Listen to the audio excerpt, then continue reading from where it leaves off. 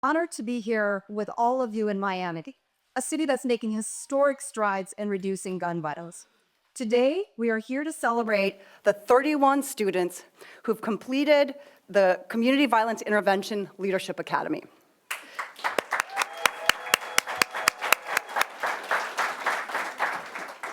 They come from 23 cities across the country, including Greensboro, North Carolina, Dallas, Texas, Birmingham, Alabama, Oakland, California, and of course, my beloved city of Chicago.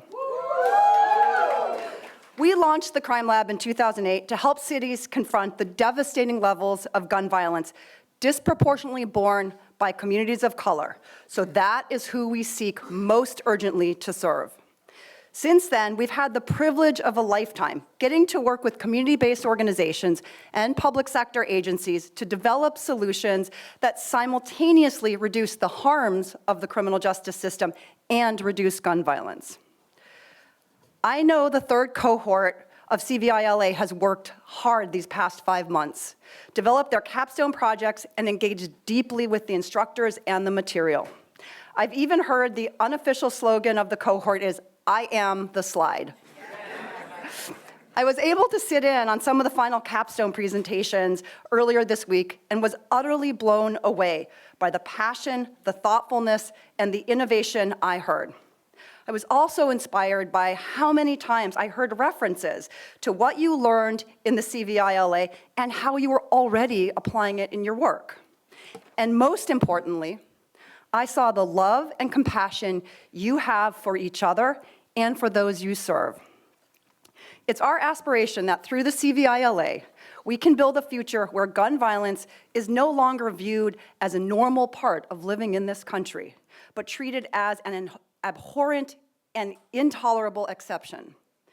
Before I close, I want to express my gratitude to the funders who made this academy and this celebration possible, especially Annie E. Casey Foundation, Community Justice, Everytown Community Safety Fund, and Fund for a Safer Future. This work would not be possible without their support. I also want to extend my heartfelt thanks to the CVI LA Steering Committee, who spent over a year developing the curriculum we've had the privilege to help implement.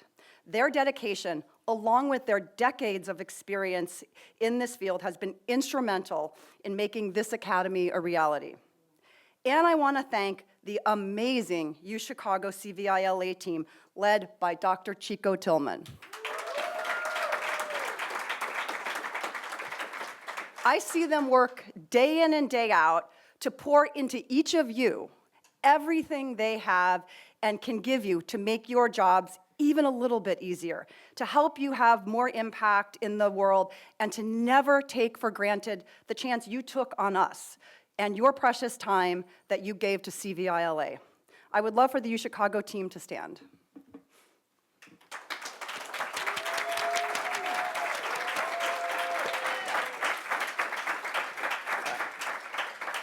And to our guests, families, and friends, thank you for being here to witness the great accomplishment and celebrating these leaders with us.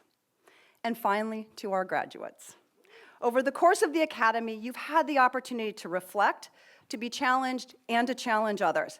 I hope you leave with new connections, better equipped to build bridges, and to tear down the obstacles that stand in the way of creating the beloved community that Martin Luther King Jr. believed was possible, even in a nation with our history. Now I'm pleased that we'll hear about your CVI LA experience in your own words. With that, I'm happy to introduce the PX3 student video.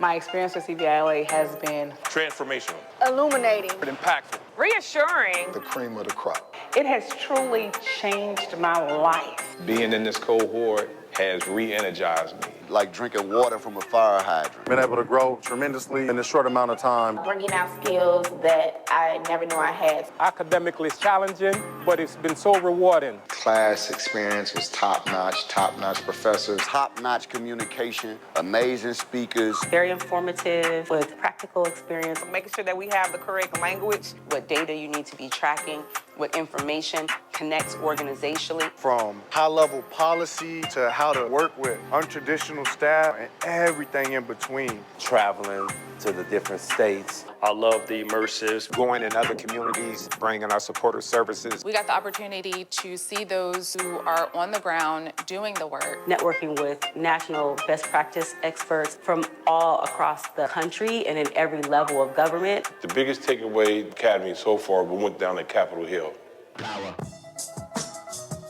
When we were able to come together as a collective and voice our opinion on how important it was for us to maintain this continuous funding. It's helped us to understand there's no ceiling on what we can do, that we're more collaborative in our efforts. Building power together. Collaboration. I just learned so much about collaboration with other organizations. We cannot do this work alone. So partnering up with other organizations is imperative when it comes to reducing violence. I can't even put a price on it, but the relationships. The people that I've met in this academy, Oh, amazing, man.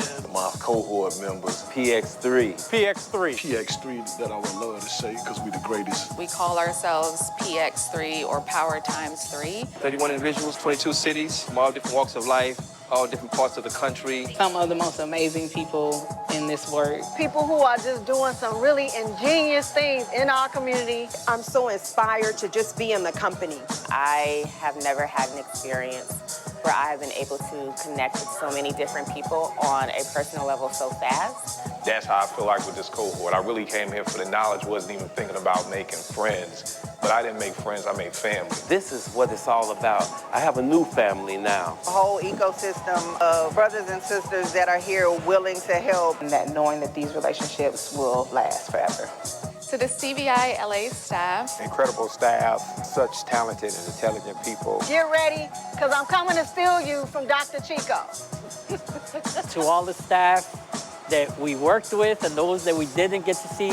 Thank you, and again, thank you. Thank you so much for believing in us. Thank you so much for pouring into us. We appreciate you. I appreciate you. Thank you for being raw and being real, but more importantly, thank you for putting up with us. Thank you all for taking the time to work together over these 5 months. It wasn't easy, but it was worth it. It's all because of your hope, your dedication, and your vision to grow our industry. This institution is so important to the sustainability of CVI across the country and even across the globe, and we thank you so much.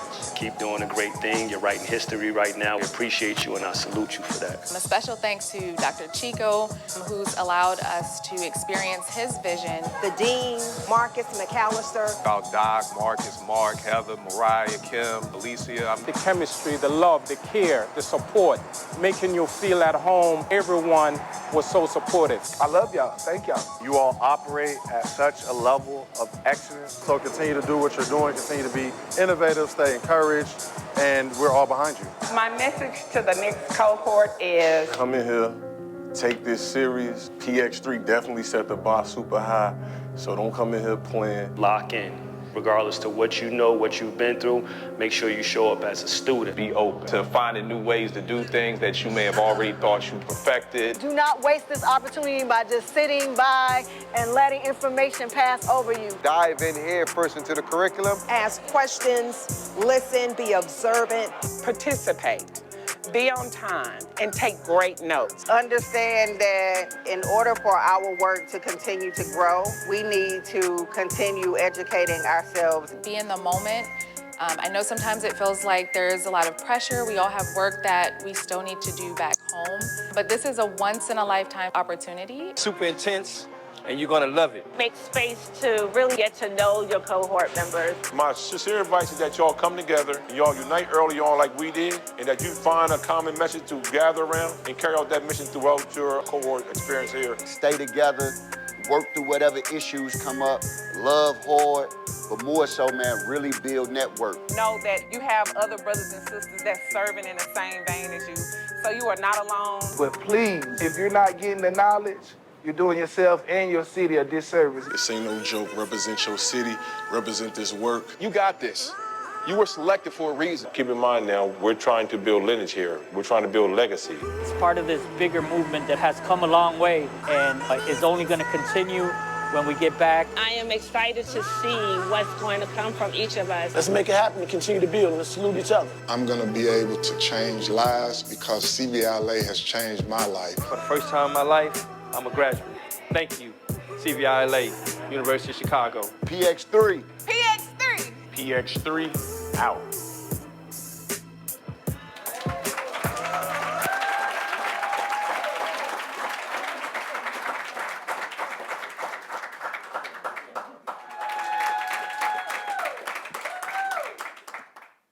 Good morning. My name is Alicia Cobb, and it is both a privilege and an honor to serve as the program manager for the Academy.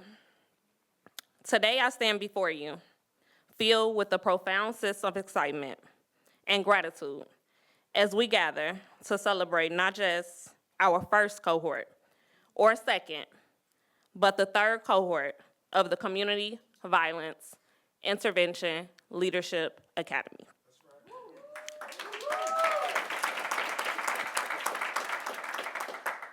CVI-LA. The CVI-LA is more than a leadership training academy. It embodies a tightly knit family and a powerful transformative movement. Together, we represent a diverse group of individuals united by our collective strength and passion. We stand alongside trailblazers and visionary leaders from around the globe, each bringing a unique experience and insight that enhances our mission. We are anything but ordinary.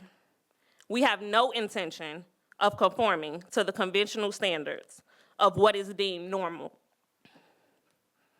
We are passionate change makers, wholeheartedly dedicated to a mission that challenges societal expectations.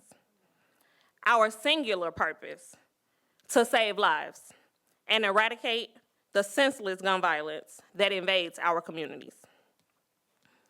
Let's take a moment to unpack the meaning behind the acronym CVI-LA. The letter C stands for courage. The leaders we meet in this academy exemplify extraordinary bravery. They are bold in their decisions and unwavering in their dedication. Whether they're on the front lines of their communities or steering teams from the executive level, each one radiates a fierce passion of their work and a profound love for those they serve. Next, the letter V embodies victory. Despite the numerous challenges and setbacks we encounter, each time we face rejection or hear the word no, we rise resiliently. Our persistence remains unyielding as we strive for success to forge positive change in the world around us. The letter I represents innovator, encouraging us to think outside the box and devise creative solutions to serve and lead more effectively. This innovative spirit fuels our desire to develop and implement strategies that address the complex challenges we face. Moving on to L, which stands for leaders. All of you, leaders. This prompts us to reflect on the essence of leadership deeply. It's not merely about holding authority. Authentic leadership is about inspiring others, nurturing growth, and fostering collaboration amongst diverse groups of individuals. Finally, the letter A stands for authentic. Our leaders embrace their true selves and show up as they are. Our role is not to change them, but to help them redefine and enhance unique attributes that define them as leaders. This authenticity is what sets us apart. It makes us truly shine. Together, we embody these core values and are relentless in our pursuit of creating a safer, more equitable world for everyone. In the words of our very own, the great Paris Davis, we aren't building leaders, we're revealing them. Thank you for joining us on this meaningful journey today. And with that, I present to you our fearless leader, Dr. Chico Tillman.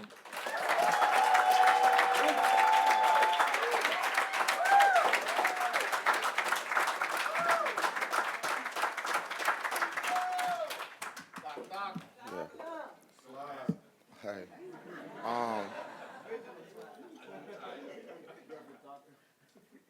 I didn't even prepare anything because I'm not going to be before you long, because I got other people. We brought in somebody super special who I really want you to hear from to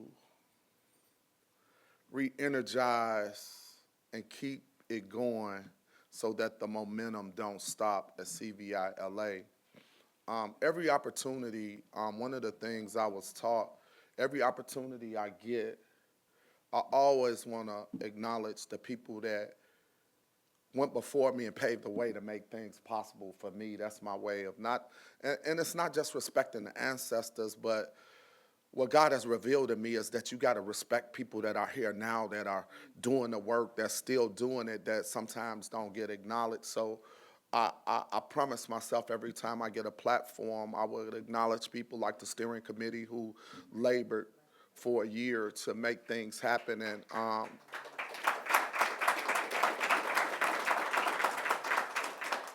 we had seeds, and the crazy things about, you think about dreams and seeds, is that you envision something, but you don't know how it's going to be brought to fruition.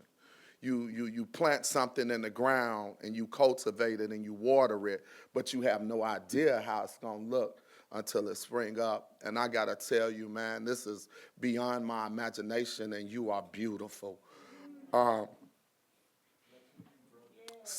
Sometimes I don't think we deserve what God has gifted us with and allowed us to see, because so many, and I need the steering committee to really to think about, so many people labor in the work and never get to see what they poured into it. You need to take a moment and see what you were allowed to build. I also got to thank my partners in the work, my sister, Tamika, my brother Mike and his team at Everytown, my brother Jose at Community Justice, and all the people that pour in and believe in you. It's not this fancy idea. It's not about personalities. They believed in this idea that people who do the work, who sacrifice their life, who work 24 hours a day, who allow their families to suffer because they can't.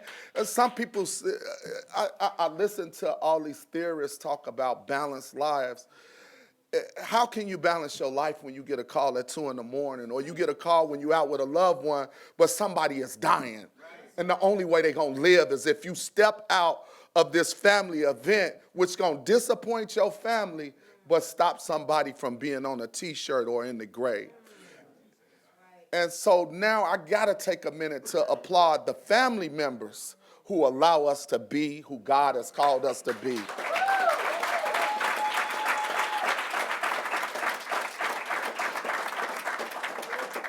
Never did I dream as a kid from Chicago on the west side who encountered incarceration, had this journey through subculture groups, which some people call gangs, that God would use everything that society said was to my detriment as an access.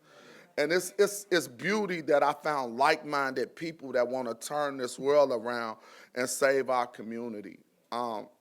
It's just truly a blessing. But what I want to say to you, you have a right to be here. You have a right at every table you sit at. You deserve to be there. Without you, the table is vacant or incomplete. Your voice needs to be heard. I need you to walk in there with assurance, knowing that without you, something is missing. And speak your authentic self and voice so that now you can be the voice for the people in your community. I thank you for all you poured into Cohort 3. As much as we envisioned when we were in those rooms creating this, none of this exists without you. And I thank you, I thank you, I thank you. Now I got to do one more thing. I had this crazy opportunity to meet this young lady. I think it was about 9 years ago. Our city was going through a lot of turmoil, and to be honest, the city of Chicago was broken, and it was in chaos. It was like hell set on fire. It was right after the situation with a young man called Laquan McDonald, and it went worldwide and it went viral. And I was heartbroken because, believe it or not, at the time I was working at an organization called UCAN Academy, and one of the students was, guess who? Laquan McDonald. So I knew him personally, and to go even a step further for people that has lived experience, we was from the same group.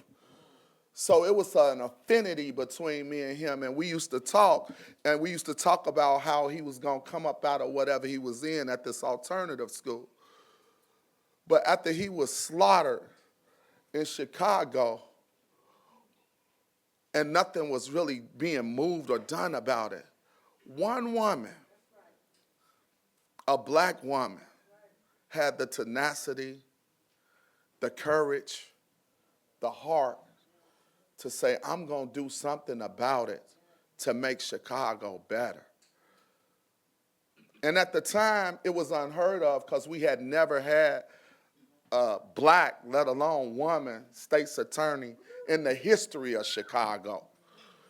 And that's something I want to resonate with people too.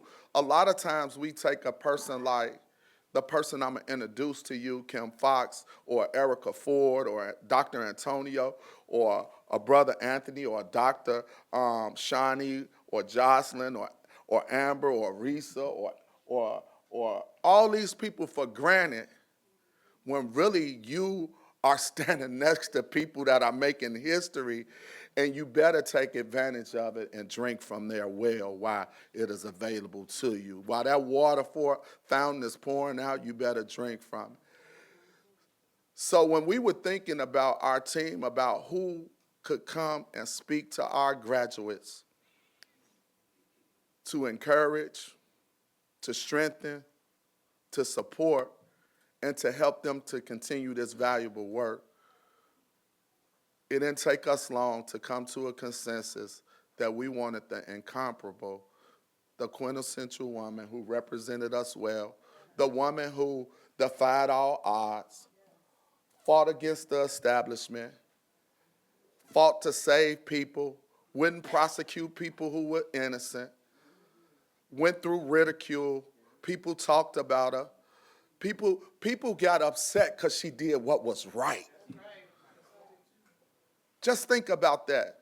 A black woman had the nerve to do what was right, and even some of her own damn people turned against her. She don't know it. I fell out with people over her. People would say things about her, but she a prosecutor. I don't give a damn. She a black woman that's reforming the criminal justice system, and you speaking against her. So, man, I got the honor of introducing the one, the only, the incomparable Kim Fox.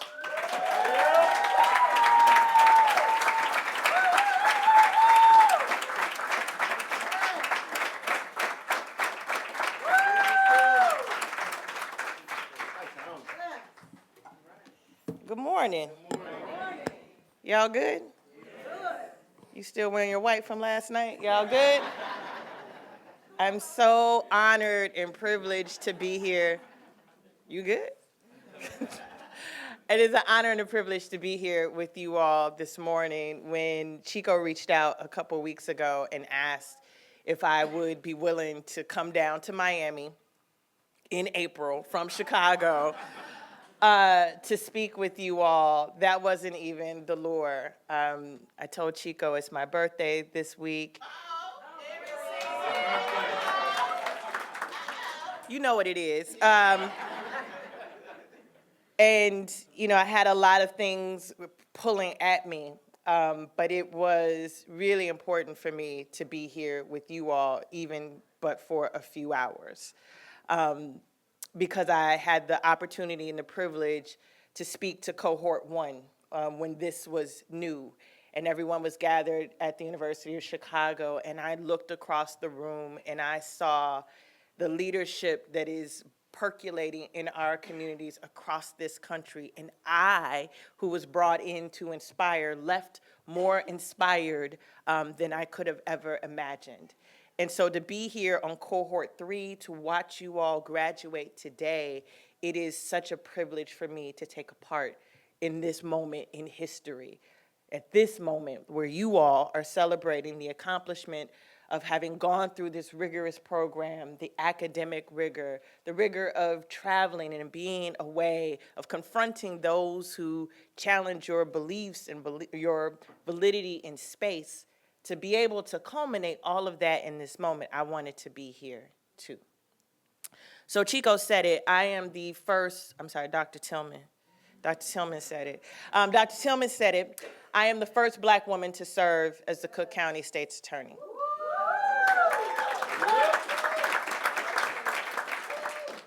And while that is something that we applaud, I really like to say I'm the first person from Cabrini Green to serve as the Cook County State's Attorney.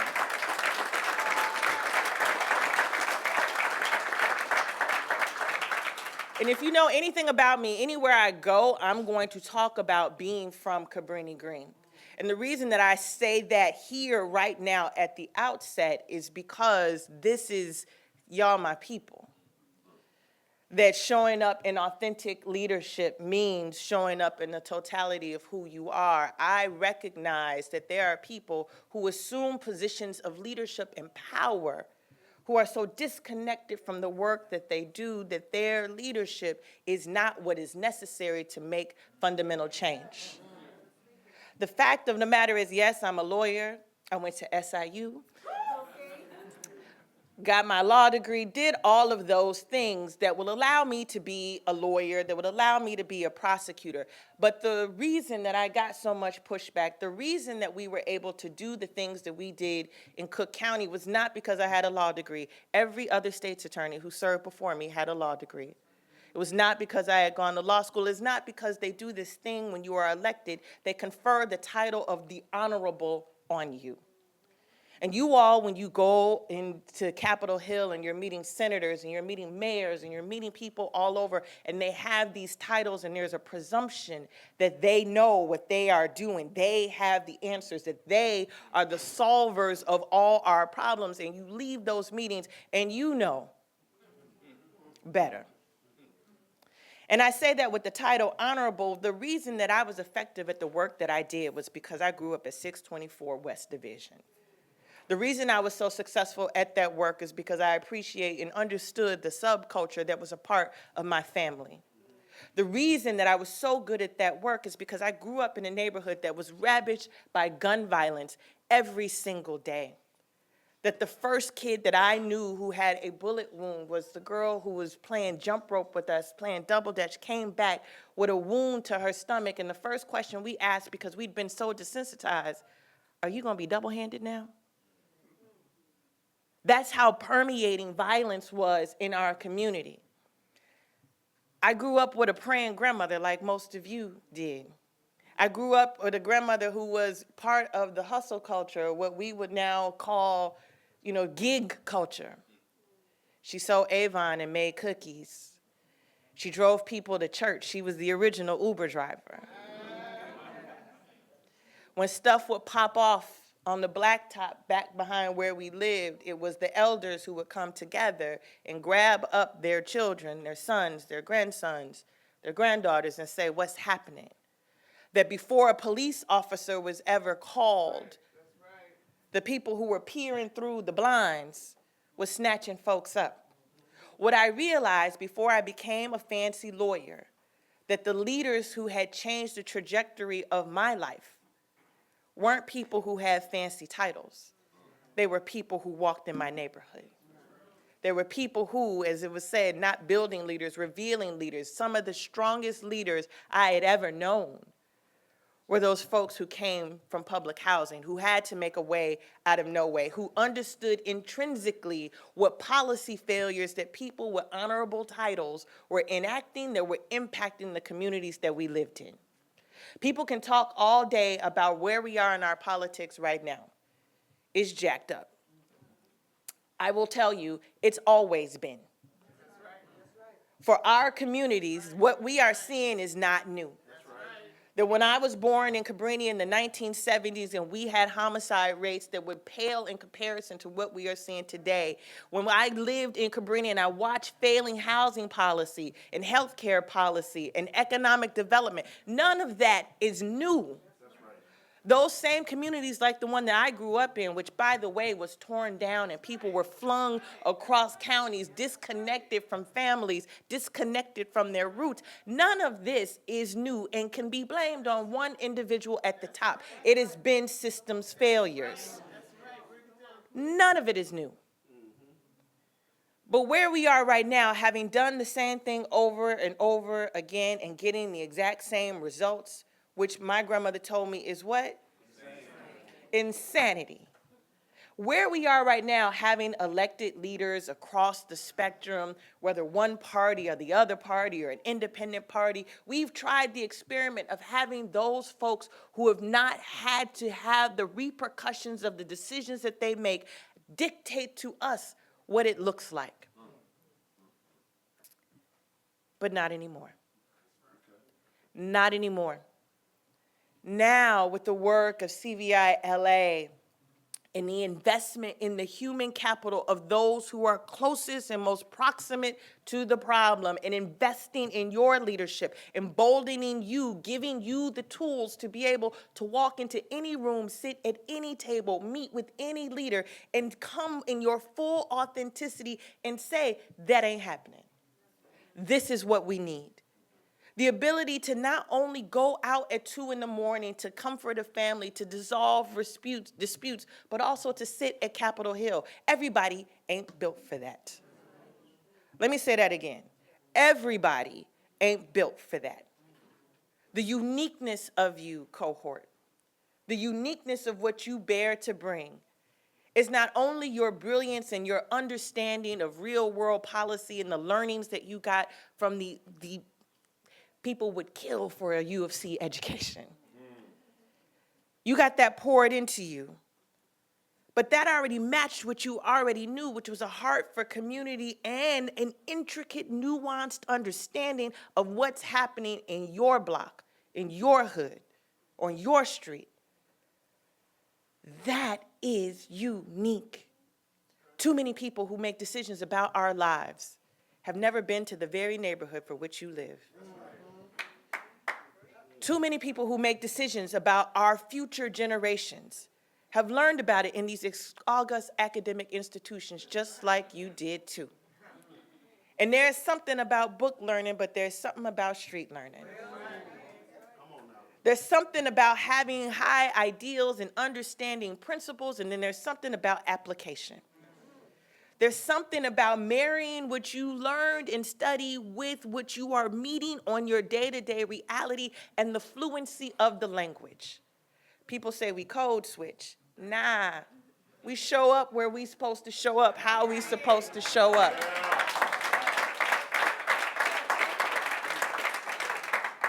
And let me tell you, that is discomforting for people. When Chico said that people was on my butt in Chicago, part of it was because I'm going to tell you like it is, because I'm going to show up like this, because I appreciate that I'm here for a finite amount of time, but there are people who are counting on us to show up and show out and show them what is possible. Your representation. People tell me all the time, representation matters. And yes, you can put us in high places, but if we're not reflecting back the communities that sent us, that being a black face in a high place means absolutely nothing.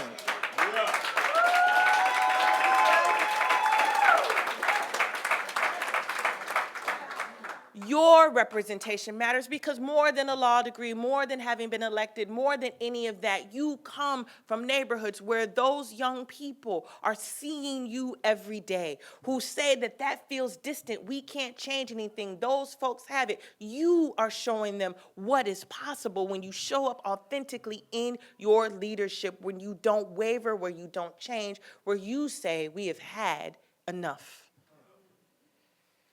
We have had enough of the gun violence that has been ravaging our communities for decades. It's not new.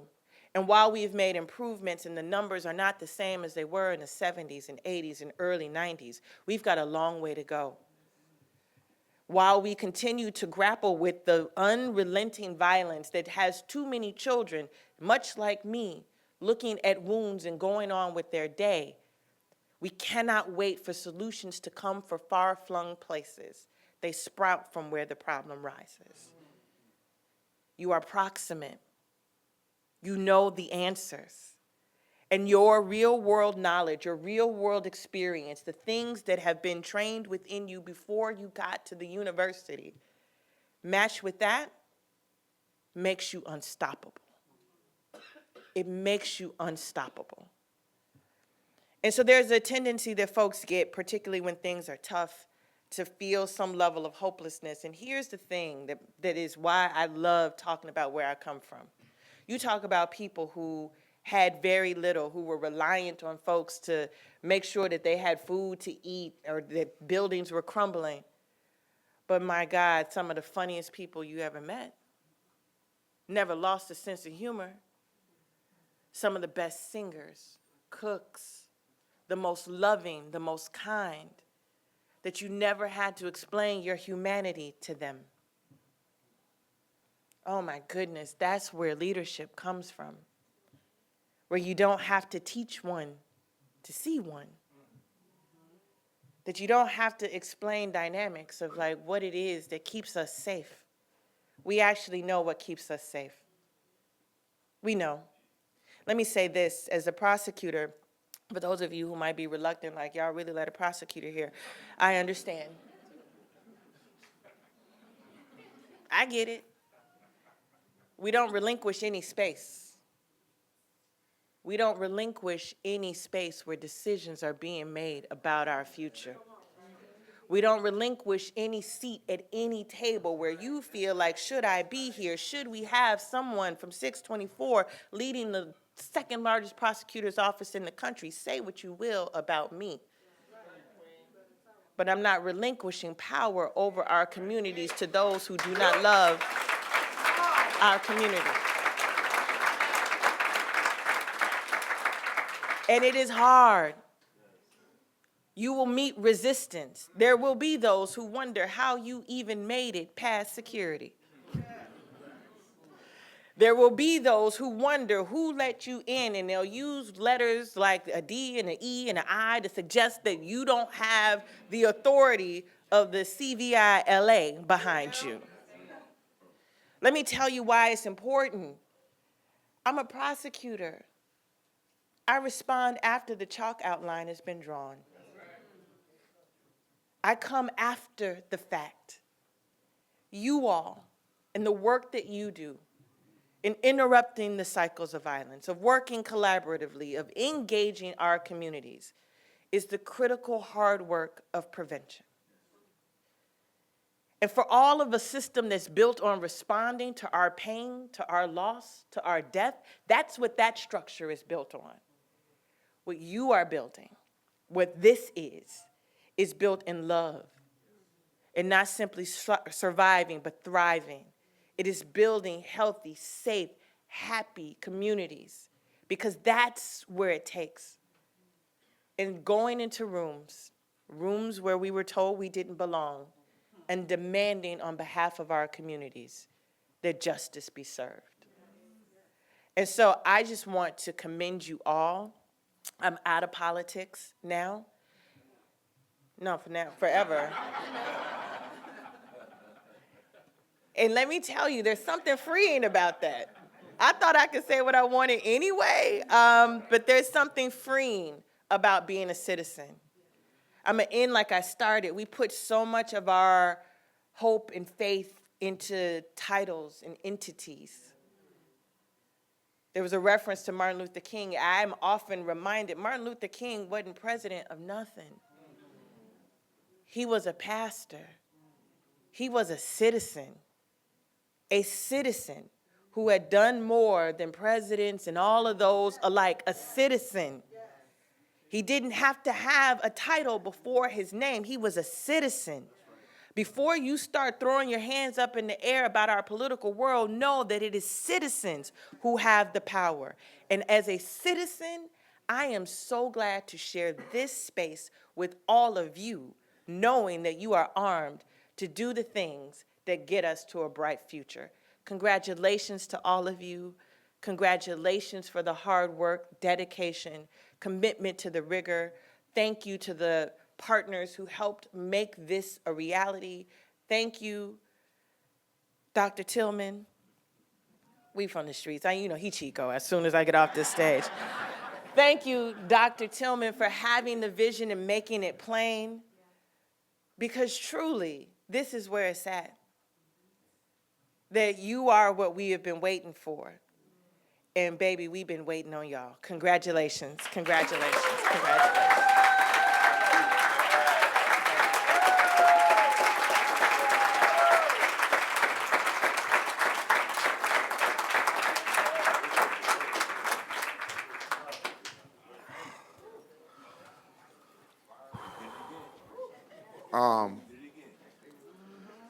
It's no way to really follow up that amazing keynote. But in the smallest way, we want to try by lending the voices of some people who had a message for our graduates.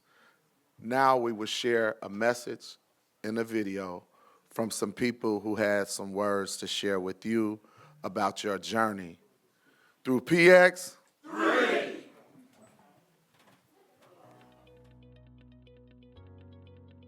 Hello, I'm Miami-Dade County Mayor Daniela Levine Cava, and on behalf of our entire county, I'd like to extend a warm welcome to all of you and a big congratulations on your graduation from the University of Chicago Community Violence Intervention Leadership Academy. Addressing gun violence has been a key priority of my administration, and I firmly believe that community violence intervention plays a critical role in achieving this goal.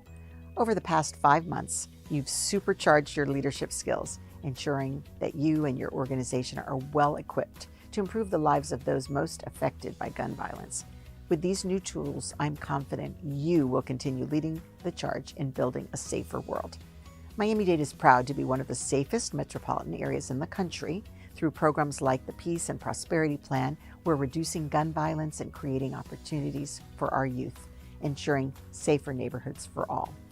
Thank you for joining us in Miami-Dade to celebrate this huge milestone. We're thrilled to have you, and I look forward to supporting the incredible work you will accomplish. Peace, y'all did it. Erica Ford here in New York City. I just want to send y'all some love and congratulations. 5 months of intense training. Now it's time to take to those streets, move to the front line, and let's continue to elevate the field. Y'all are the superheroes that's going out there. It's going to change the game. We love you. We appreciate you. Do your thing. Congratulations. Love y'all. Peace. I'm so happy for all of the CVI Leadership Academy graduates and so grateful to Chico, Kim, Giovanni, Marcus, and everyone else on the team for making this such an outstanding experience. I'm so sorry I can't be there in person this week, but I wanted to pass along my best wishes and say how grateful I am to all of you for doing the important work that you're doing. Congratulations once again. Hello, everyone. I'm Chicago's Mayor, Brandon Johnson.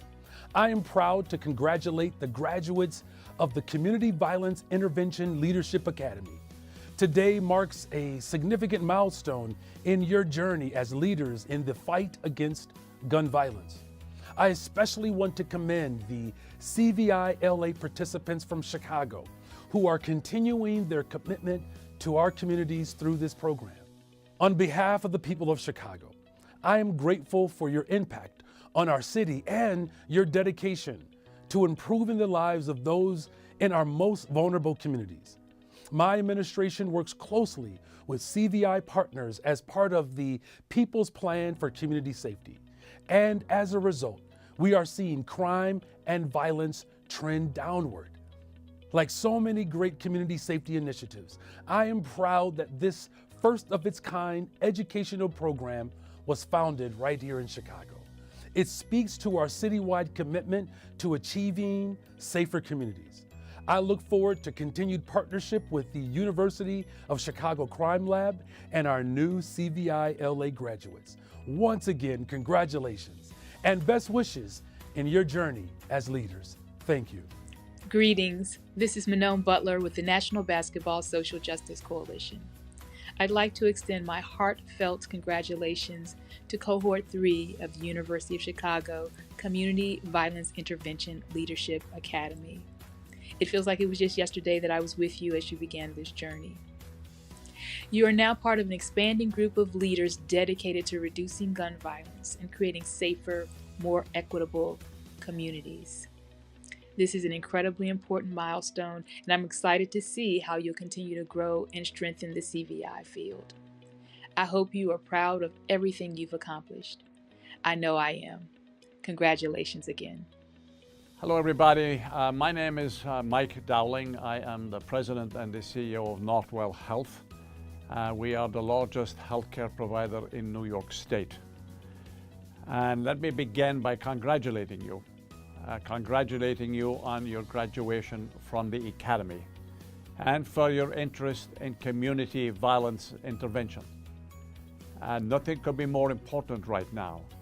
And the fact that you're taking time, energy, and that you're committed to working on this issue is exemplary. You deserve a lot of credit for doing so. Your involvement here, your commitment here is a big part of your leadership journey. You're not standing on the sidelines. You're getting engaged, getting involved, and doing something really, really worthwhile. So congratulations and thank you. I so wish I could have been with you in person, but I'm excited to send my best to you and your families on this momentous occasion. I'm so very proud of each and every one of you and to your commitment to save lives and fight the dangerous epidemic of gun violence in your communities. I believe in you and wish you all the best. Thank you for fighting for this noble cause. I look forward to working alongside you in this fight. And once again, congratulations. Hello and congratulations. Today marks a significant milestone in your journey as leaders in the fight to reduce gun violence and create safer communities. Over the past 5 months, you've received hands-on training in areas such as program management, data literacy, and evaluation. These have all prepared you to lead community violence intervention efforts with even greater impact. You are the third cohort of the University of Chicago Community Violence Intervention Leadership Academy. Your dedication to improving the lives of those in the most vulnerable communities is truly remarkable. We are proud this first of its kind educational program was founded at the University of Chicago, where a deep commitment to rigorous inquiry and evidence-based solutions drives our approach to solving complex social issues. On behalf of the entire UChicago community, I want to wish you all the best as you continue your leadership journeys. Thank you. Hey, it's Alonzo Mourning, and I am honored to welcome you to Miami and congratulate PX3 on their graduation from the Community Violence Intervention and Leadership Academy. Your dedication to uplifting those who are in need the most is truly something special. And your drive to keep learning is going to play a big role in making our neighborhood stronger, safer, and more resilient. On behalf of the Overtown Youth Center, we couldn't be more prouder of what you've accomplished. Congratulations to each and every one of you, and God bless.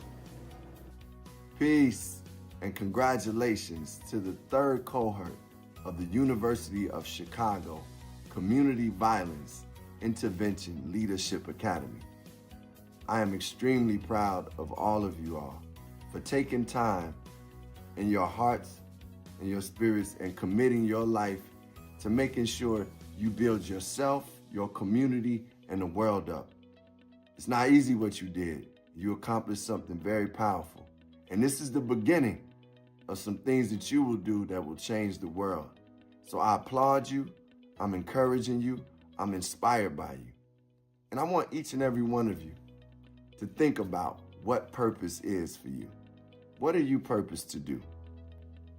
When you think about that, even if you don't have the answer right now, I want you to take time and think about the steps you've already taken and then how that can align with your purpose in whatever field you go into.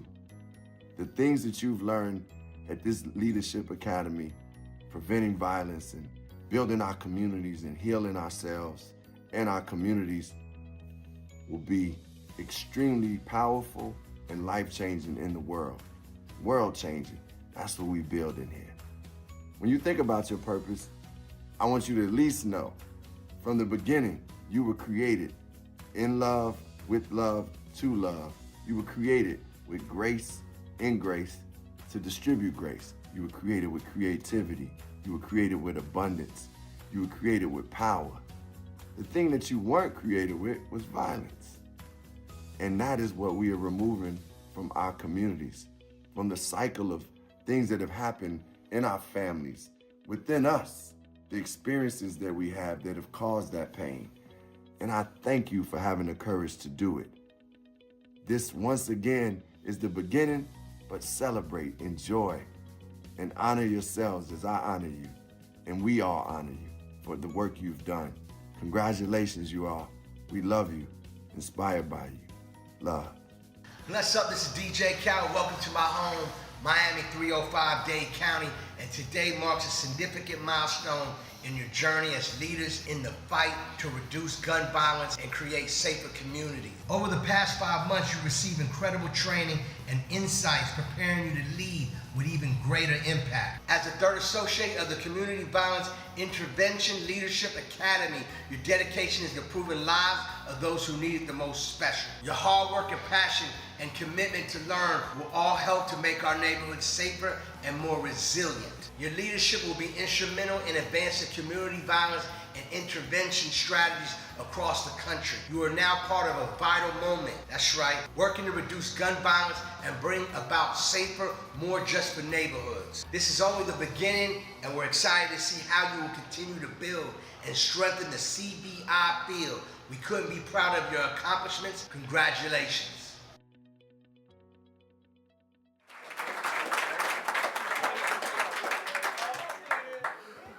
All right. Hi, I'm Kim Smith. I'm the Director of National Programs at the University of Chicago Crime Lab. And before we go on to our next segment, can we give another round of applause to Tarek, who was our videographer. He made the incredible video earlier.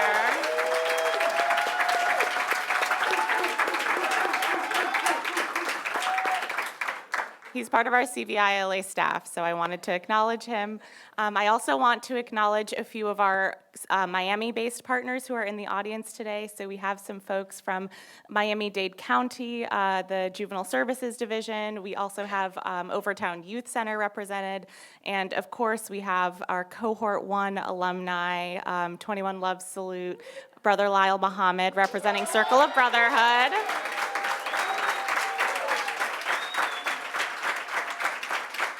We got to spend time with Brother Lyle on Monday. He hosted us, his team. They were so generous and inclusive, and they showed us a really great time in Miami. And, you know, he's really just outdone himself this week. I think he has a special surprise for the group, so I'm just going to let him come up and share what he's put together for PX3.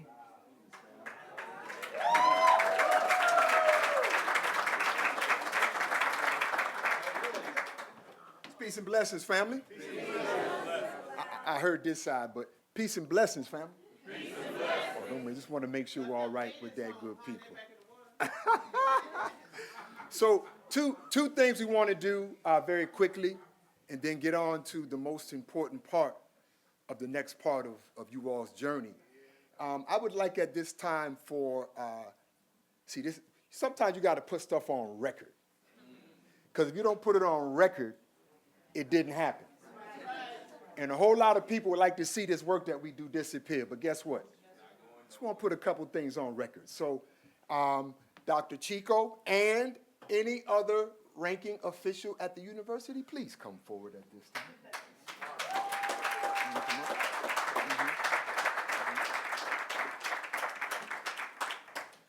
So for those of you that know anything about the area you're in right now, some people just say Miami, right? But you got Miami the city, and you got Miami the county.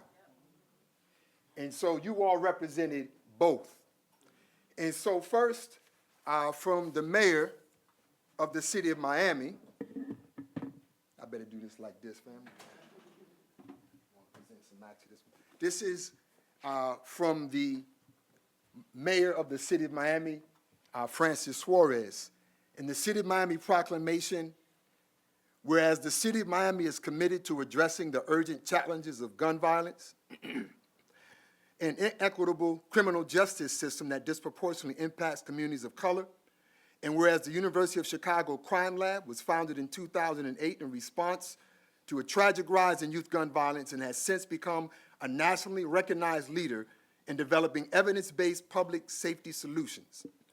And whereas the Crime Lab partners with governments and nonprofit organizations to design, test, and scale data-driven interventions that improve outcomes to individuals and communities across the country, whereas programs evaluated and supported by the Crime Lab, such as SIT-D, Becoming a Man, Narcotics Arrest Diversion Program, Ready Chicago. See, the mayor did his homework, you can see here, right? Okay. Have reduced violent incidents of force by 22%, violent crime arrests by nearly 50%, and rearrests for drug and violent crimes by 44%, with a 4-to-1 ratio return on investment in intervention and prevention dollars. Whereas the Crime Lab's value of service, integrity, inclusivity, and collegiately guiding its mission to create safer, more just communities and ensure that the most impacted by inequality are at the center of their work. The City of Miami acknowledges the Crime Lab's historic contributions and its continued commitment to expanding its national and international impact through strategic partnerships, transparent research, and innovative solutions. Now, therefore, I, Mayor Francis Suarez, Mayor of the City of Miami, in recognition of the exemplary contributions to public safety, research excellence, and social justice, do hereby honor and commend University of Chicago Crime Lab on this particular day. In observance, we will call upon all the residents of the City of Miami and the Commission in recognizing you on this day, April 11th.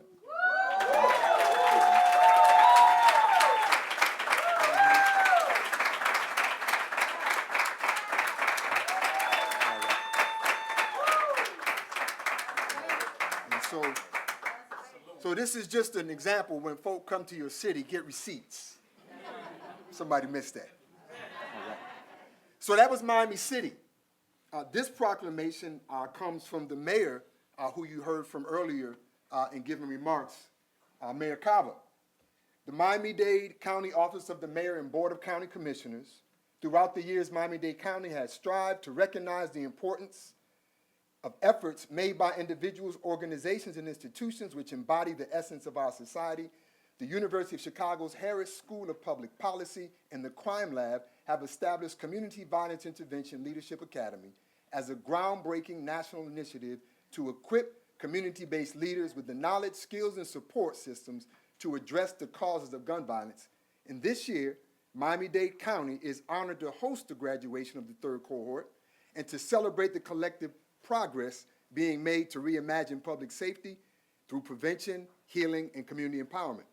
CVI LA participants are leaders from across the United States who represent a new generation of violence intervention professionals dedicated to transforming lives, building safe communities, advancing long-term sustainable solutions, and as Miami-Dade County is committed to fostering public safety, equity, and well-being of all residents through community-centered solutions, it's fitting and proper to officially acknowledgement be given to this illustrious organization. Be it hereby resolved that I, Daniela Levine Cava, Mayor of Miami-Dade County, Chairperson Anthony Rodriguez, and the members of the Board of County Commissioners on behalf of Miami-Dade County and its community, do hereby declare this week in proclamation to the Community Violence Intervention Leadership Academy.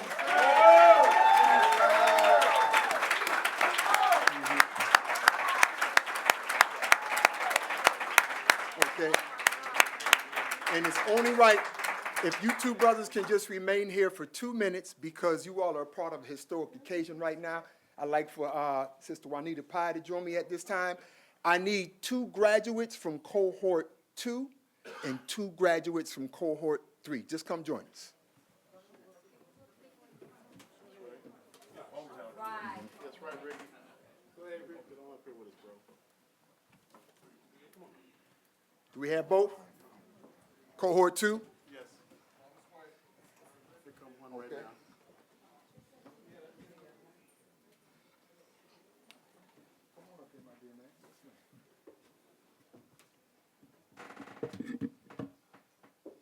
So all of you who've been through the class know that Dr. Chico Tillman, come on and step up here. I can do this from down here. He gave us a charge.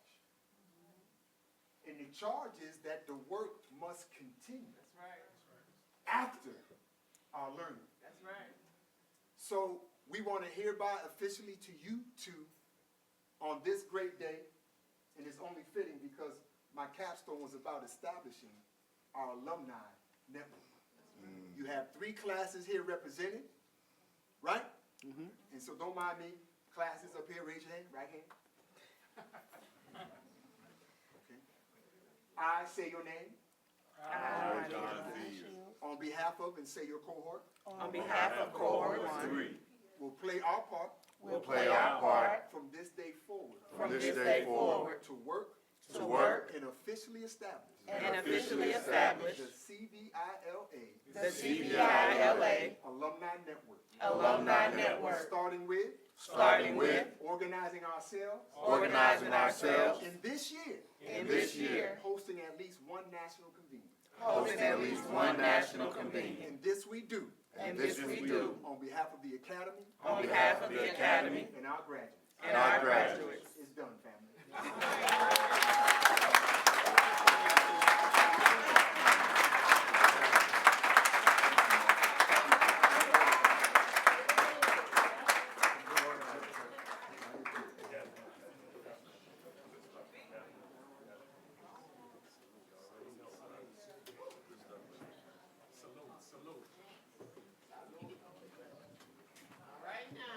Thank you, Brother Lyle. And thank you again to all of our Miami partners who've joined together to host us over the past week and everything that you've done. We really appreciate that. My name is Heather Bland. I'm a program manager for the CVILA Leadership Academy.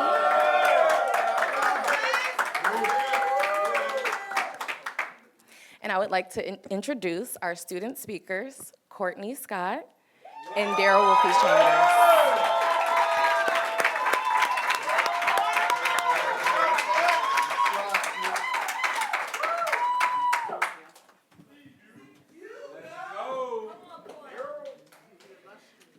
Brother Lyle, I want to thank you for officiating the Alumni Network.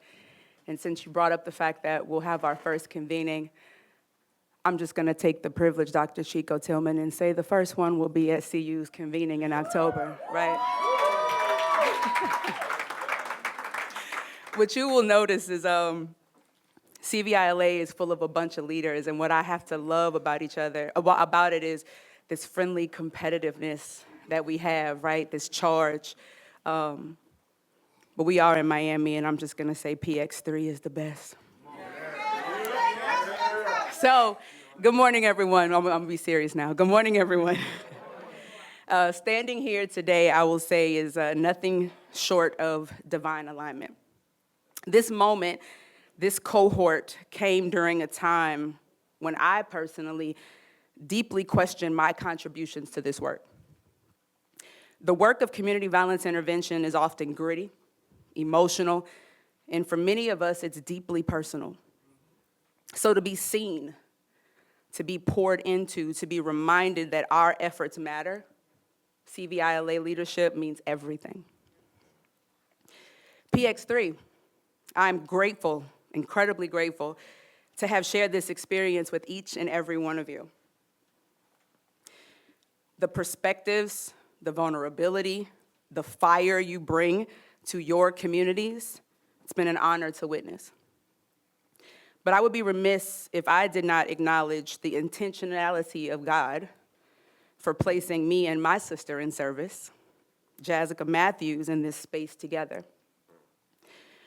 We were both abruptly pulled from the work in Baton Rouge that we gave everything to, blood, sweat, and tears. And yet here we are, bonded more than ever as we pursue our next chapter in this CVI movement, ours, okay?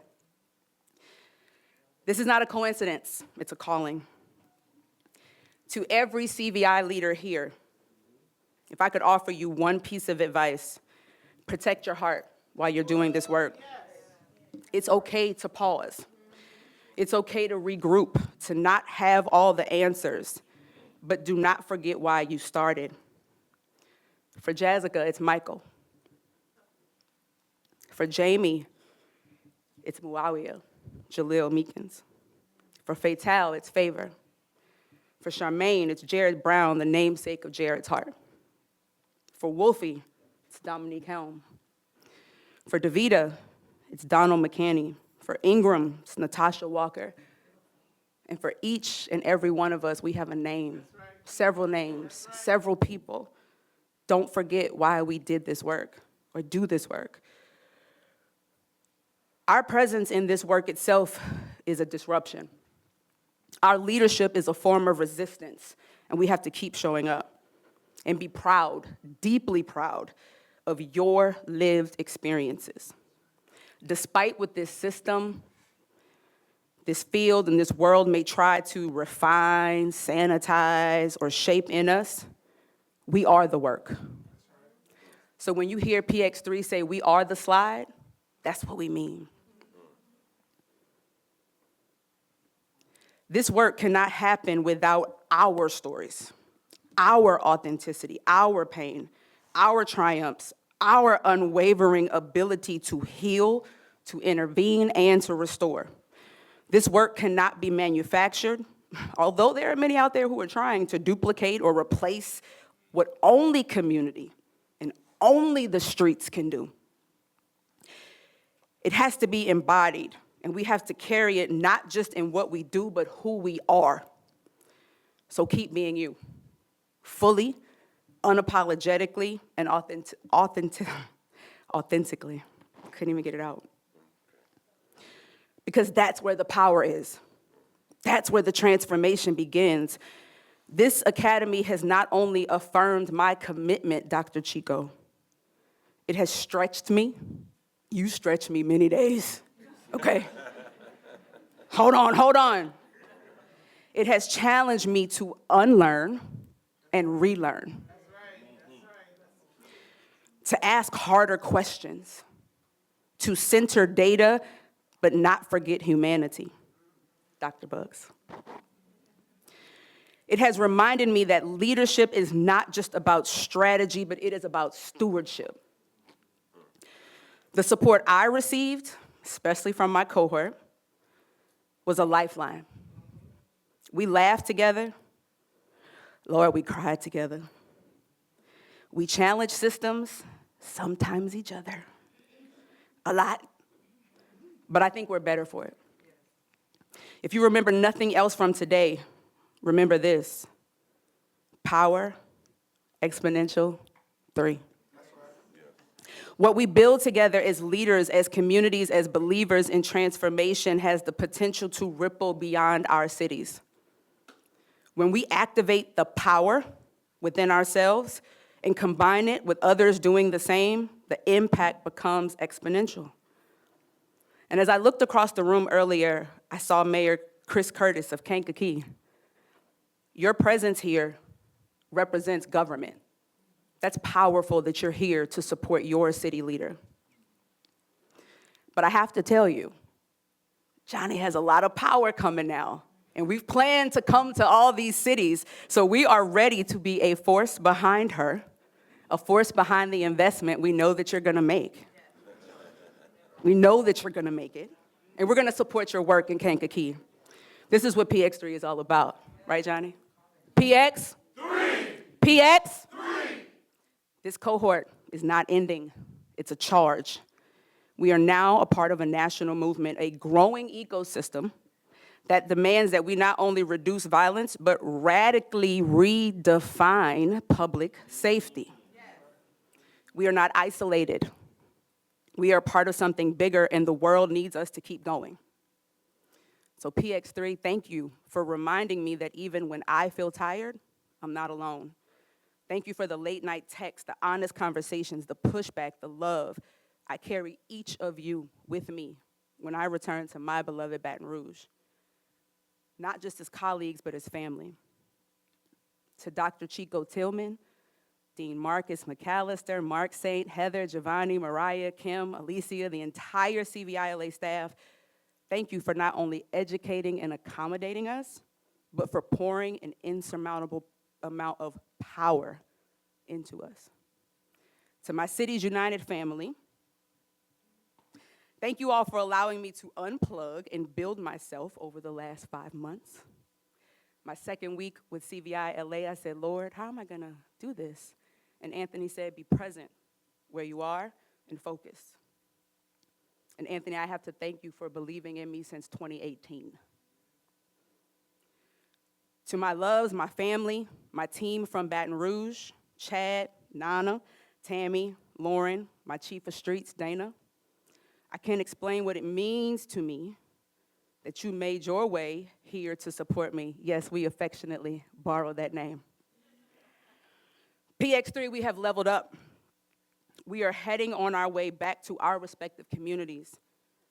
But with life and the weight of the work returns to our doorstep, because it will.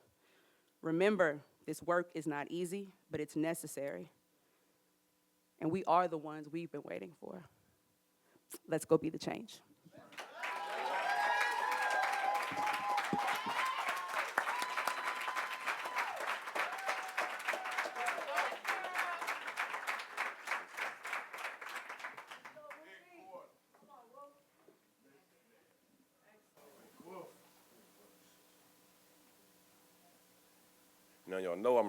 Y'all know I'm a retired gangster, right?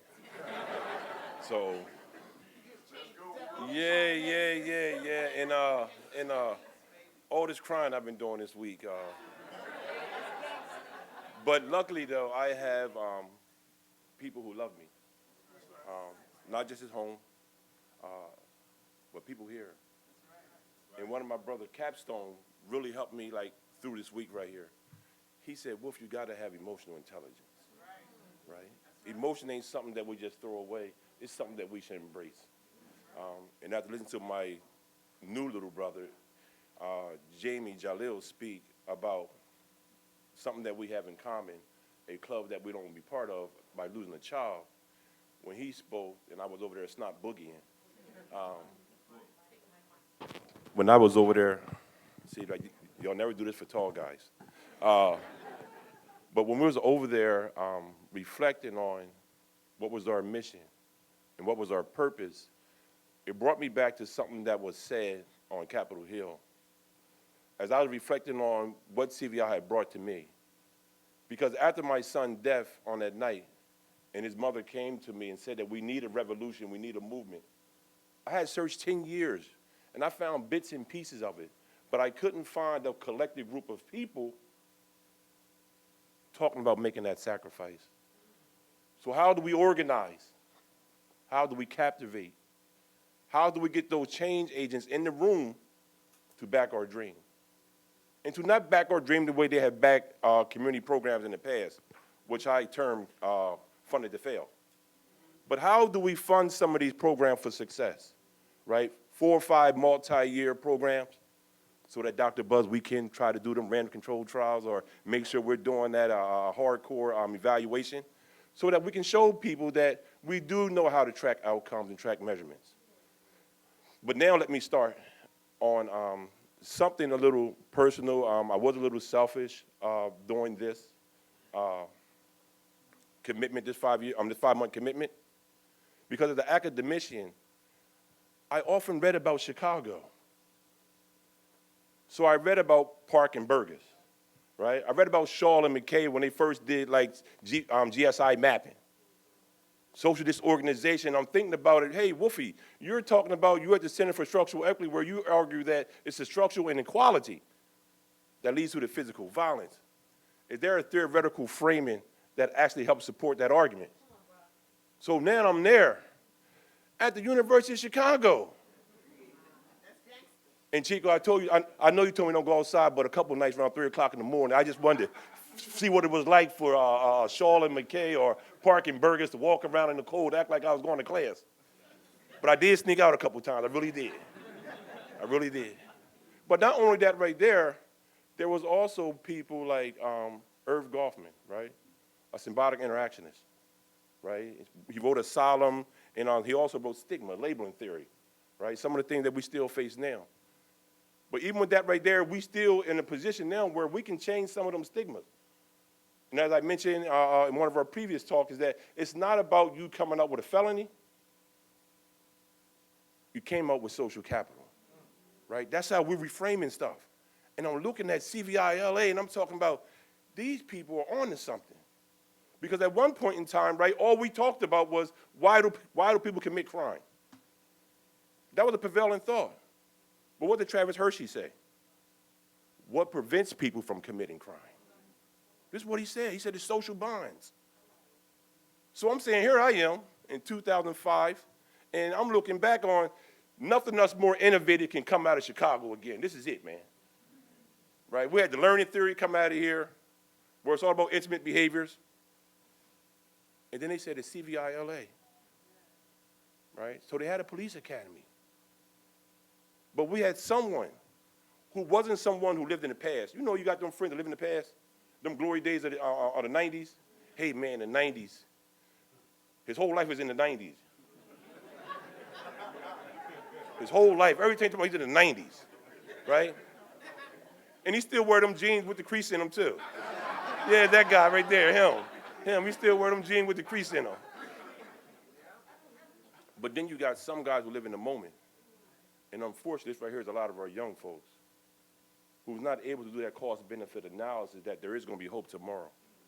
The belief that tomorrow is going to offer a better opportunity than today. But then you got those real good folks, them folks that's able to see not down the street but around the corner. Those folks who are planting those date palm trees, them seeds, so that 100 years from now you can see the benefit of that fruit. This is CVI LA. They gave us a toolkit. And if you go and take that toolkit and you plant those seeds and you build them young lives and you mentor and you be innovative, then the evaluation ain't going to catch it next year, Dr. Buzz. It ain't going to catch it next year. But 4 or 5 years down the line, you will see that progress. You will see that same young man that you talked about that didn't go to class, who wasn't achieving academically for a lot of structural reasons. But now you see him and he's running for Congress. They're coming out of Cabrini Green. They're state prosecutors. This is our mission. This is our goal. But also as a historian, I also know that there are people who are actually opposed to you changing the system. Oh, you thought they was just let y'all come in there and just change the system and mess up their good money, huh? No, there's people out there who's going to try to set you up in a way. And Phil Jackson was asked this question when he had Shaq and Kobe. He said, how do you keep these egos in place? He said, I concentrate on getting rid of the disease of me. So for me, now I got to put everything in categories, right? I'm the category guy. I said, so what is the disease of me? As I look back over the movements in the past, what had caused them to fail? Because CVIA always told us what it takes to succeed. Man, you need a mission. You need a vision. That's what they said.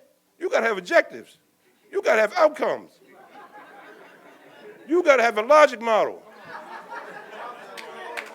I'm telling you what they said. It's what they said. Did you say that?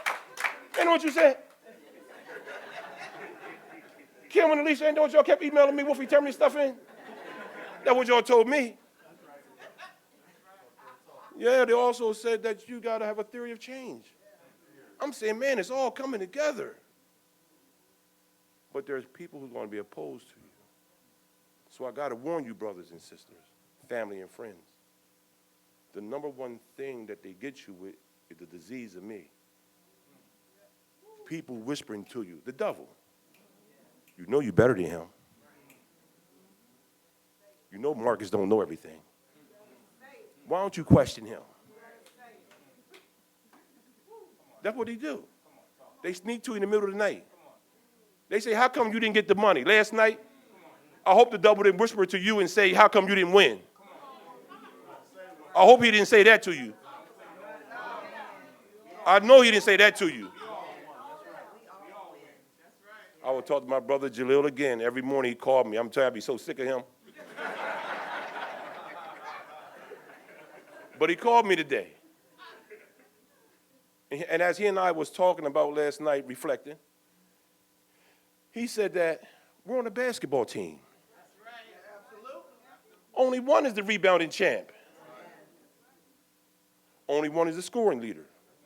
Sometimes you got 2 or 3 people that's assist, rebounding leader, but usually that's not the case. But he said we all are champions. We all won the game.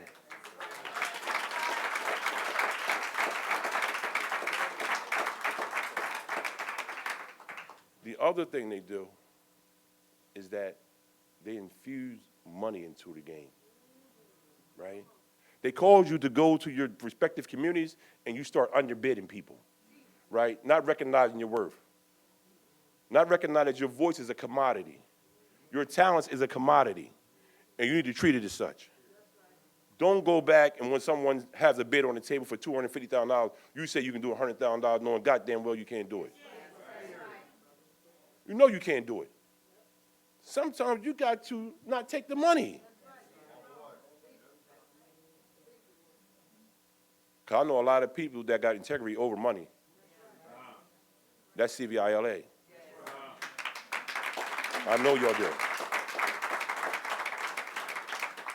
The other thing that they do, and what you really got to be cautious of, is that they start putting people on front stage in papers. Why is his name always in the paper? Why is his picture always in the paper? That's what they say. They come in with that, with that sick stuff. Hey, Wolfie, why do he get to speak all the time? I said, man, the devil couldn't bring nobody else but you to bring me that stuff. He couldn't find nobody else in the whole world. He found your ear.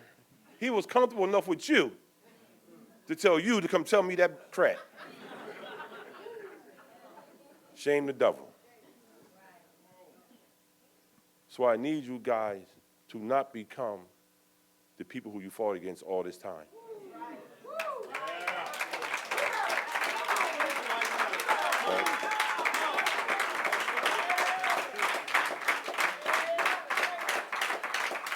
A person once said to me,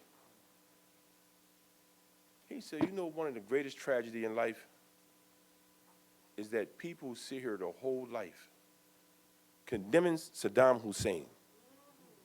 But as soon as they get power, they become little Saddam Husseins. And I've seen it happen in our communities. You fight the system, and then you become the system, and you oppress your own people. Because we got the tools, we got the power. And then we're going to go back home and oppress our people. That ain't what our toolkit is for. Our toolkit is to build, to cultivate, to nurture. And when I think about it, I said, and I'll close with this right here. I said, what did they really do? I said, Chico, Marcus, Mark, Alicia, Heather, Mariah, Giovanni, y'all made the struggle look easy. Because this right here was a struggle. And y'all made it look so easy. That's why I believe I can replicate it. Not because I want anything to take them from y'all, only because I want to emulate the masters. Chicago has produced masters again, and I just want y'all to know that we love y'all, we care for y'all, and we're gonna carry out this mission. If not, then me and Big Memphis will be knocking on your door. And then Wolfgang L. Sebastian Bow III, Sergeant of Arms, America's most Muslim freedom fighter, will be knocking on your door, not Daryl Chambers. So I'll leave you with that, and I thank y'all for everything.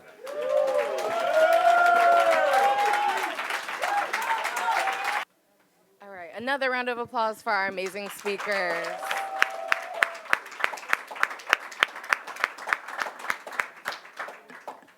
All right, may I have our first set of students start lining up?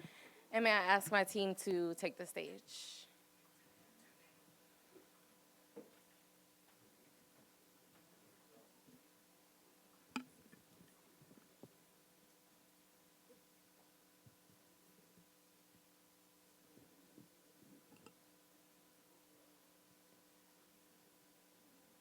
All right. And now for the conferring of our certificates, starting with our brother Ricky Aiken.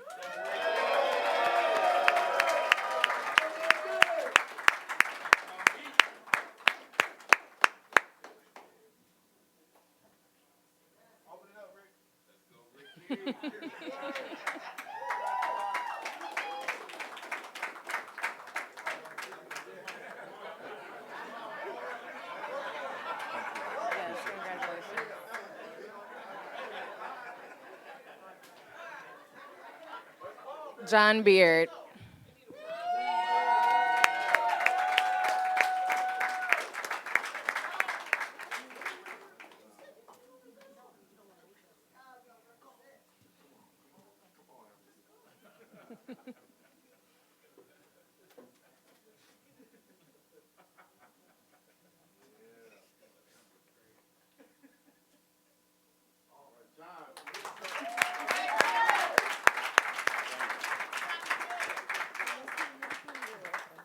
Ingram Bell.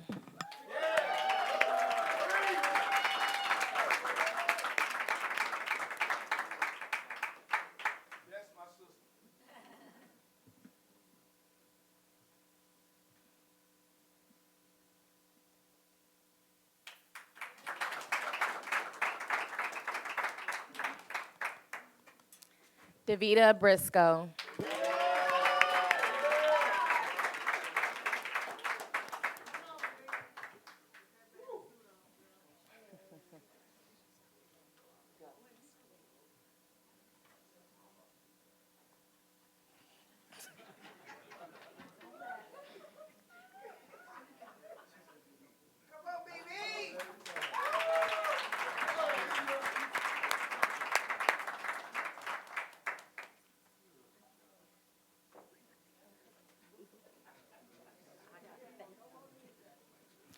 Melody Brooks.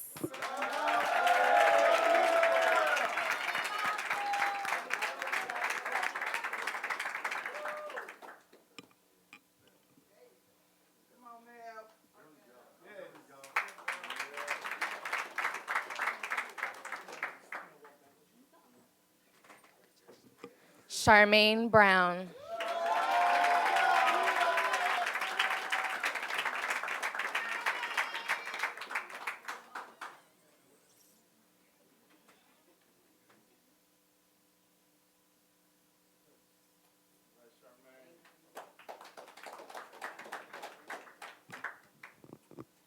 Daryl Wolfie Chambers.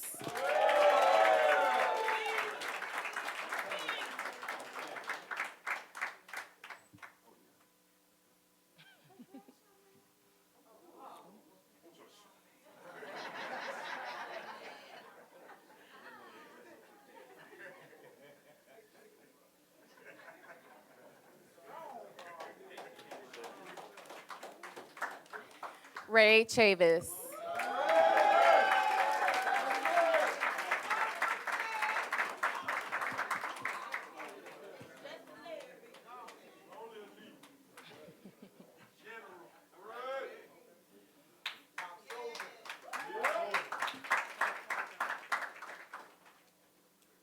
Deborah Daniels.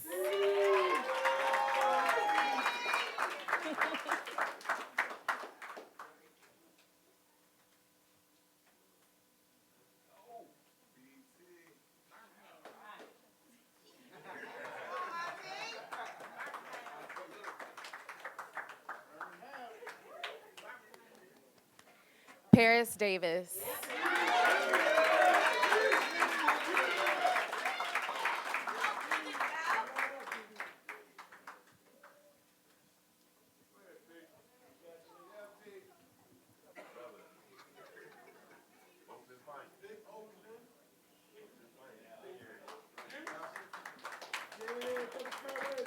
Johnny Graham Wicks.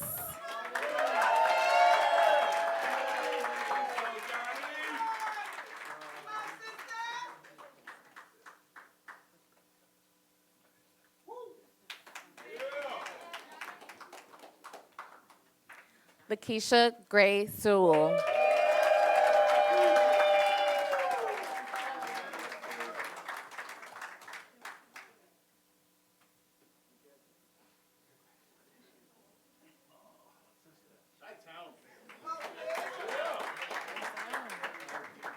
Guillermo Gutierrez.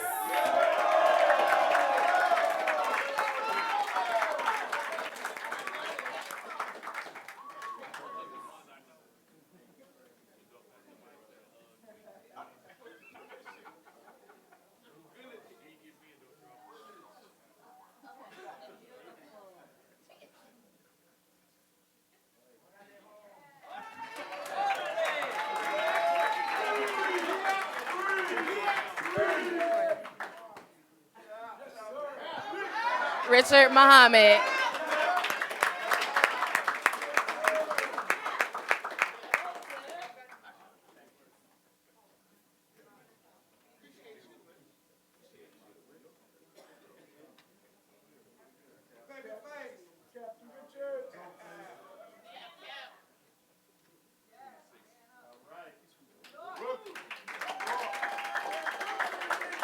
David Johnson.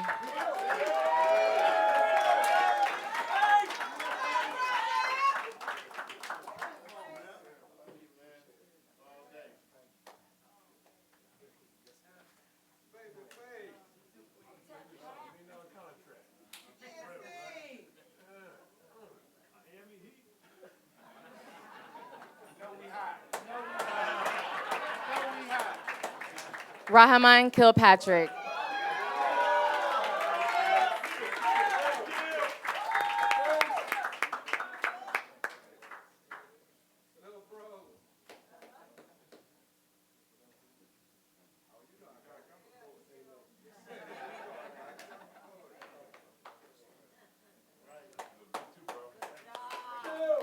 Chantel Lowry.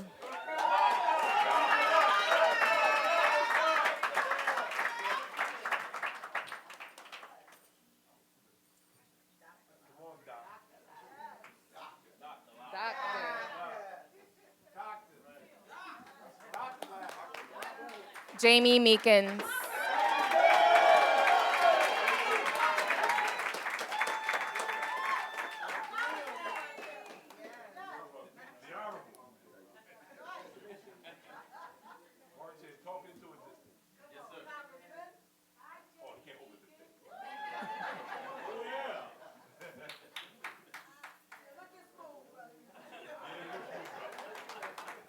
Jessica Matthews.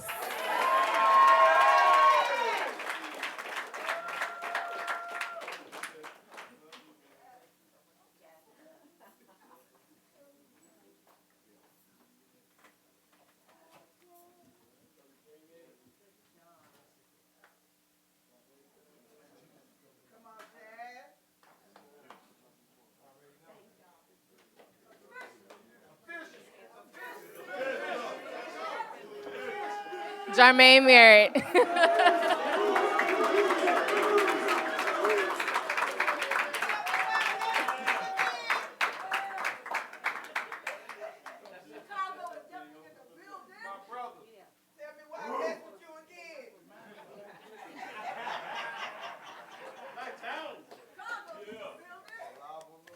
Jordan Murphy.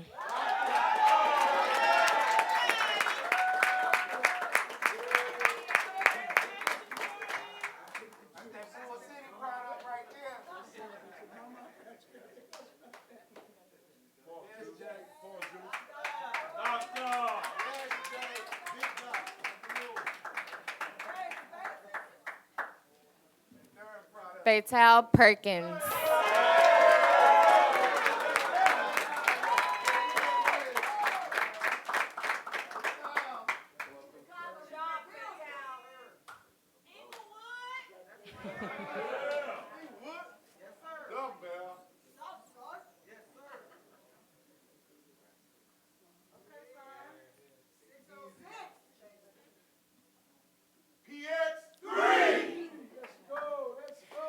Benny Price.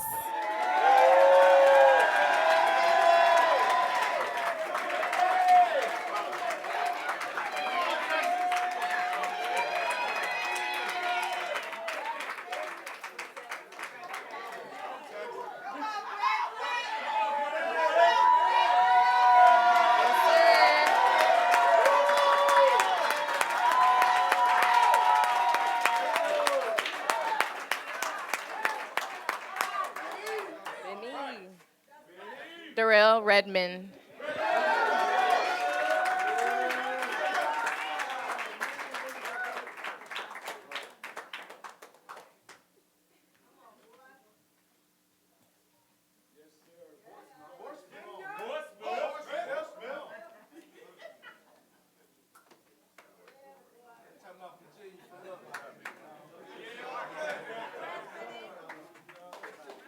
Courtney Scott.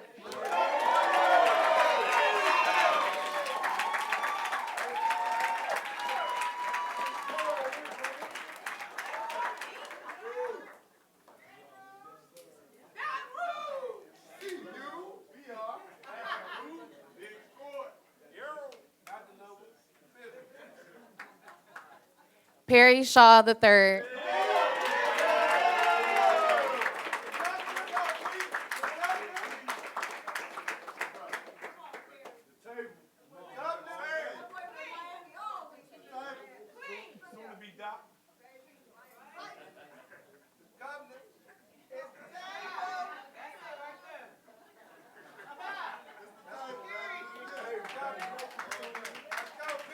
Quelly Sneed.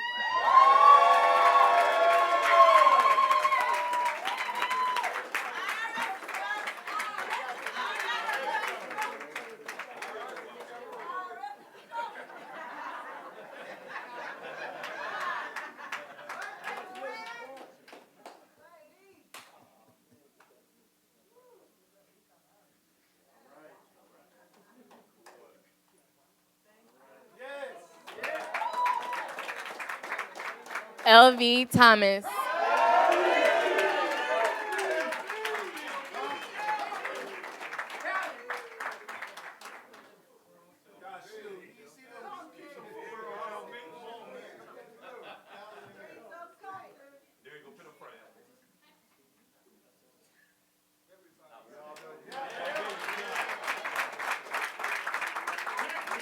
Brian Tillman.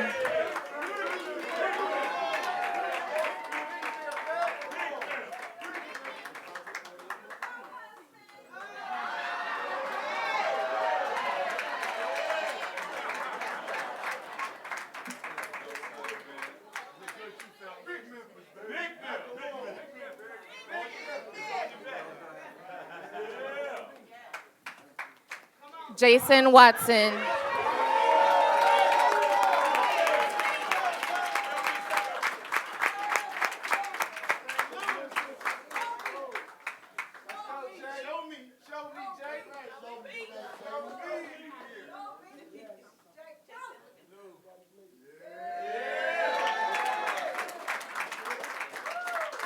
And last but not least, Veronica Wilson.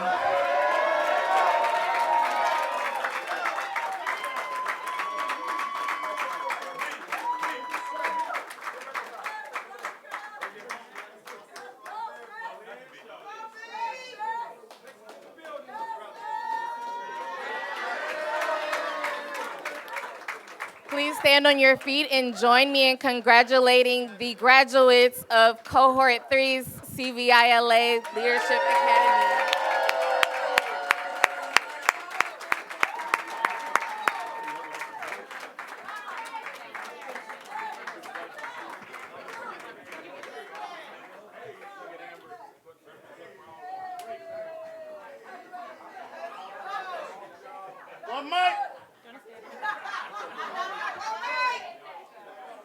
All right, one more round of applause for PX3.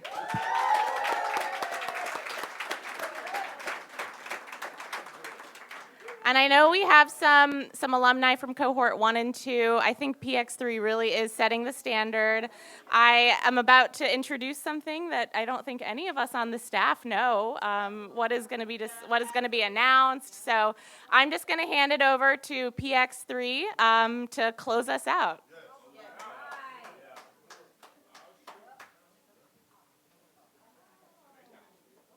In the fine words of Dr. Chico, one mic.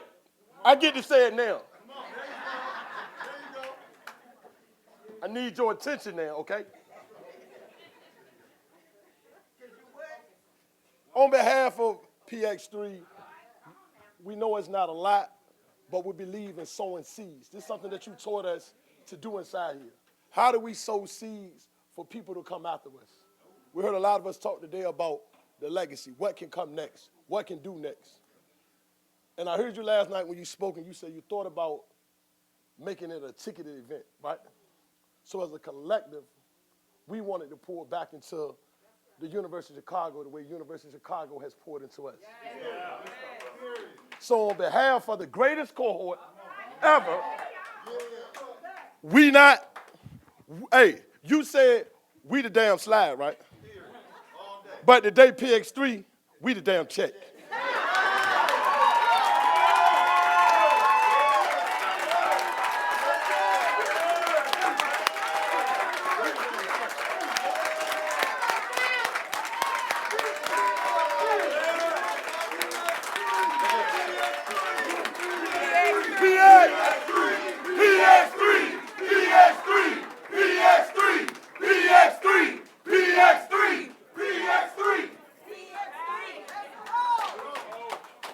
Hold on, we not done yet, y'all. Can three.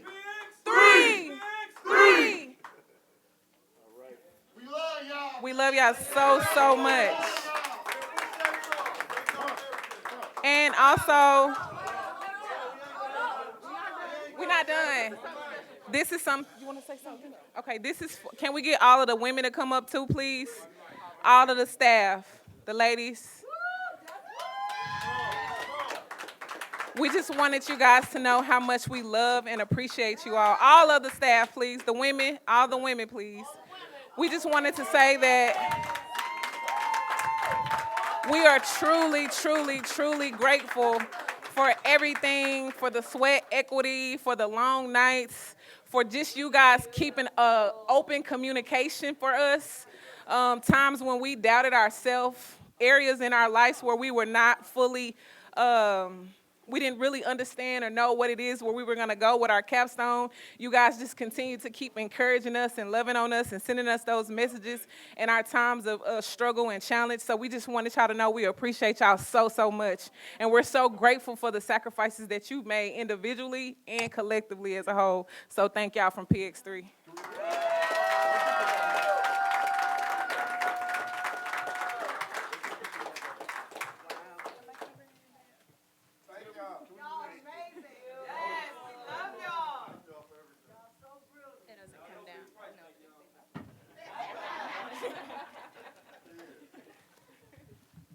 They done raised the bar.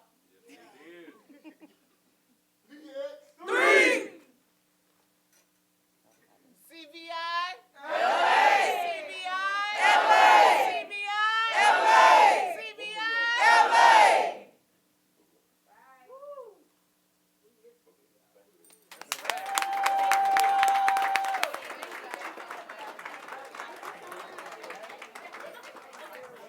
Excuse me, but before we all the way finish, Miss Kepra Kears, are you here?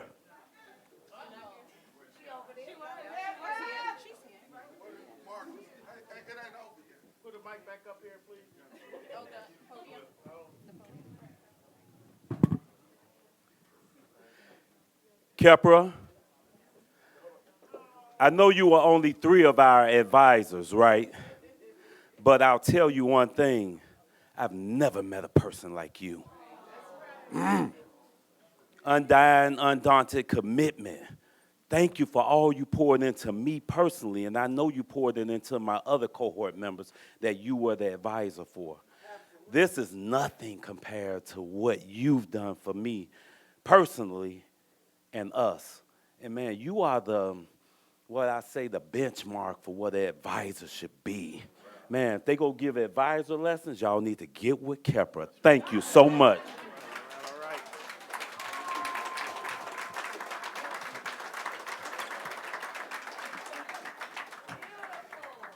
All right. I'm going to be super brief, man. They should have had me close behind that. That was the closing.